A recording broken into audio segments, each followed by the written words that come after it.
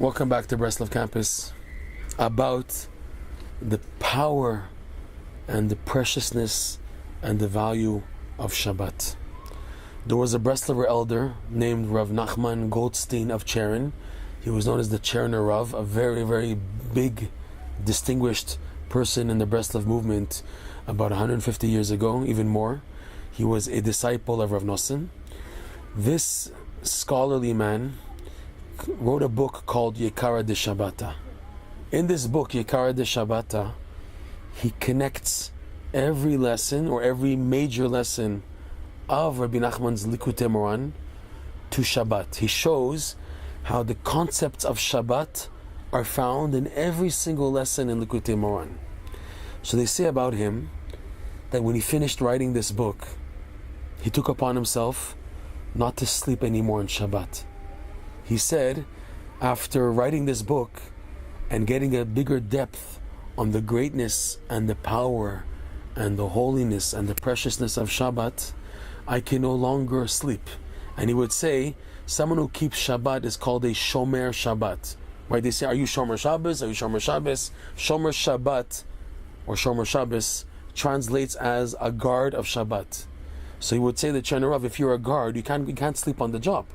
If you're guarding Shabbat, that means you can't sleep on the job. You have to guard it. That's what a guard does. So he took upon himself, he brought this as like a smachta, as a support for his conduct, that from that point onwards he would no longer sleep. In fact, Rav Nosson writes about the winter nights, the winter Friday nights of Shabbat, where the winter night is so long.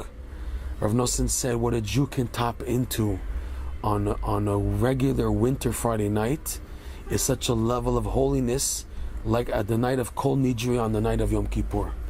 There's so much preciousness in Shabbat. And these teachings, I mean, we're not expecting anyone now to stop sleeping on Shabbat. We're human beings. This Cherener Rav was holding at that level. For other people, it might be too much, a level beyond their true level to do that. But the point is, Shabbat is such a gift. Every second of Shabbat is so precious. It's a shame to waste it on speaking like nonsense or wasting time on nonsense. Every second of Shabbat is precious.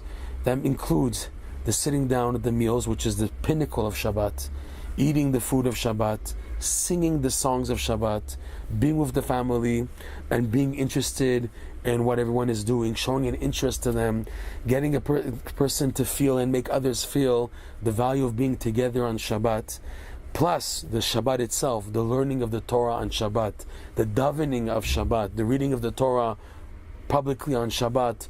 All these devotions are so precious. There's really no time to waste on Shabbat to just sit around reading newspapers and articles and everything. Anyways, by halachically it's not 100% to be able just to read other items which are not what's called in Yiddish Shabbosdik. They're not connected to Shabbat. So a person just should be more in tune of the value of Shabbat and what a person can benefit. Most people have a hard time focusing because the food of Shabbat is so heavy and so rich that a person loses their head a little from the overeating and eating sometimes non-healthy foods on Shabbat. A person has to check himself how his eating is and what he's eating and everything, in order that it shouldn't take away from what's called the oneg of Shabbat, the delight of Shabbat, being connected to the light, the inner light and the elevation that Shabbat gives a person. So again, the point is to value Shabbat, to know what Shabbat can benefit to the person's whole week, and how you are on Shabbat has a lot to say on how the upcoming week will be. We should have the merit to really guard Shabbat, keep Shabbat, and appreciate Shabbat, every part of the Shabbat, because it is the source of blessings for the entire week and in fact for the entire year.